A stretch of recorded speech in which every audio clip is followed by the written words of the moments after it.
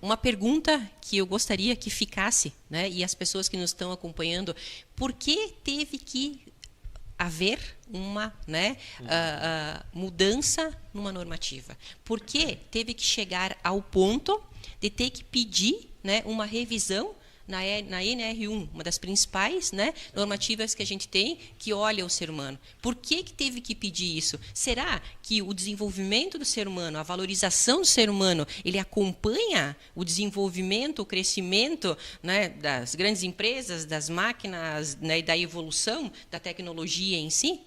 Não, né? Não. Porque, assim, por quê? Por que vão pedir uma revisão de uma ANR nesse ponto? O que está acontecendo? Como é que fica a balança? O crescimento tecnológico, né, e o ser humano? Que é ele que tem que estar atrás. Nenhuma máquina vai conseguir, né, ligar sozinha se não tiver o ser humanozinho lá, pelo menos lá.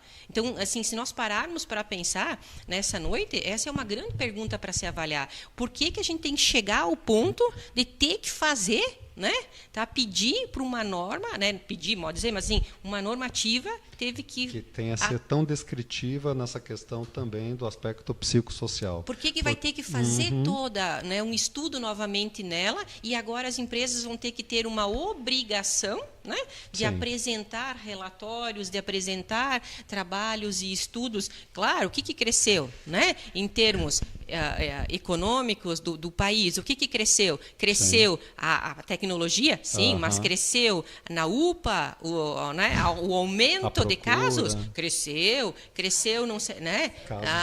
As depressão, os estresse, a ansiedade. Uma vez, o mal do século era o estresse, ele continua sendo e vem acompanhado de muitos outros, né? De muitos outros princípios que levam a isso, a própria angústia, a própria ansiedade, vários fatores. Mas isso que eu digo, assim, né?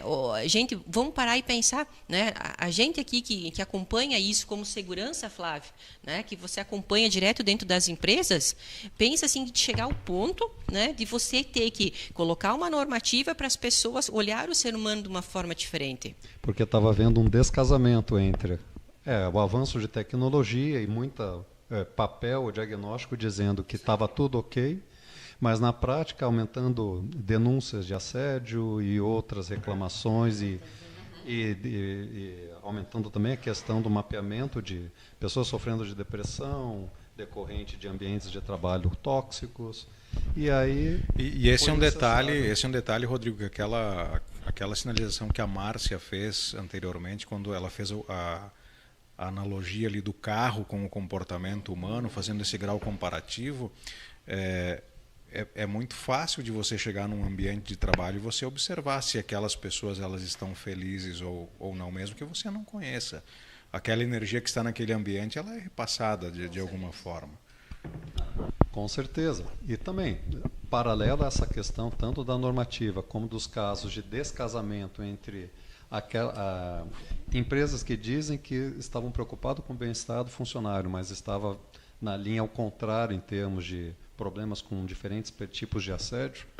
Então a norma veio de uma certa maneira para criar não só evidência, mas para impor essa questão de como que um colaborador dentro de uma empresa ele também possa ter os mecanismos de proteção garantidos por lei, mas não só uma questão de olhar para o empregador como punitivo, até para poder deixar protegido quem faz a sua parte, como um contratante, como um empregador, ou que vá muito além disso, porque também traz responsabilidades de cumprimento de regras e atendimento a planos de trabalho e outras questões que estão distribuídas ao longo de outras normas, que também distribui a responsabilidade entre o colaborador e o empregador, o que é justo, né? Flávio. E também uma coisa que é bem importante que a Márcia falou nessa parte da tecnologia. Hoje a tecnologia ela vem para nos auxiliar também, né? Dentro do nosso patrocinador, outro patrocinador master, que é o Ciclope, que você tem todos os dados na mão. Uma das coisas que eu acredito, tá? Isso é a minha coisa profissional da segurança, Flávio. Hoje essa parte da NR1, Márcia, e demais colegas na mesa, ela está sendo medida muito fácil, porque hoje a nossa vida está tudo no rede social, né? Pelo evento. Então, a gente tem um dado pela revista Proteção, que a gente teve 70 mil pessoas afastadas por depressão, né? Então hoje o Ministério do Trabalho e todos os ministérios, eles têm todos os nossos dados de quem envia, né? Né? Teve notícias aí de uma empresa poderosa, que a gente não vai falar o nome por ética, que foi escondido um monte de acidente de trabalho, né? Então, a Previdência, ela vai estar querendo dividir as responsabilidades, o governo, digamos assim, com as empresas que não se preocupam com isso. Então, hoje a nossa vida está aparecendo tudo num sistema, porque antigamente existia esse problema. Só que não era medido, era escondido, né, Márcia?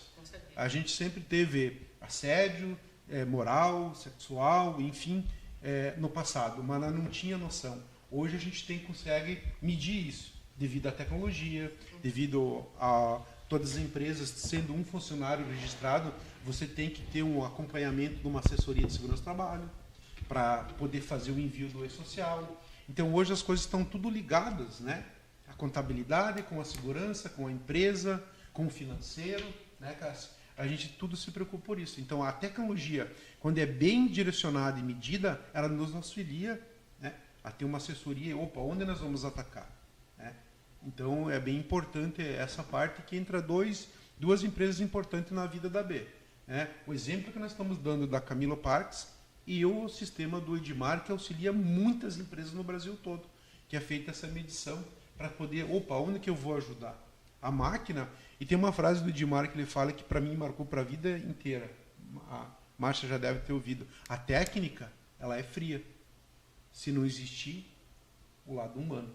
Então o que a Márcia, o que a Camila faz? Tem as técnicas, tem os assessores, mas ela sempre coloca o lado humano na coisa. Então isso é o diferencial desta empresa que eu vejo, pelo que eu acompanho.